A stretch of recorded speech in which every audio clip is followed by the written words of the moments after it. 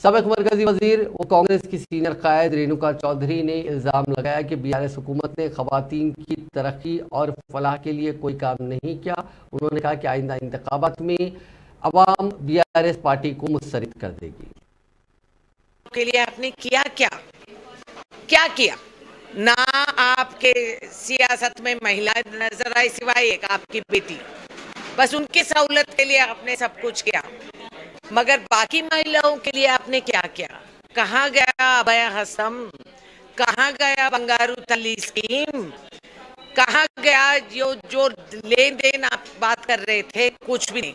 वो अलग छोड़ दीजिए, आज के दिन इस इलाके में एक महिला घर से बाहर निकलने से ये कोई गारंटी नहीं है कि लड़की ठीक हो घर पहुंच जाएगी। ये माहौल बना दिया है इस तेलंगाना में, जहां लड़कियां को रक्षा नहीं है और सुरक्षित नहीं रह सकते हैं।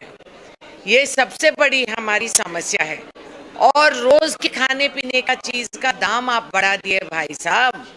तो मुख्यमंत्री को मैं सवाल कर रही हूँ, त्योहार के महीने हैं ये, अब दशहरा दिवाली सब चलेगा, हम क्या करें?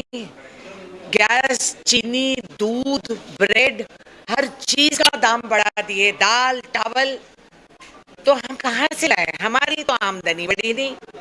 आपने हमारे नौजवानों को रोजगार नहीं दिलाए।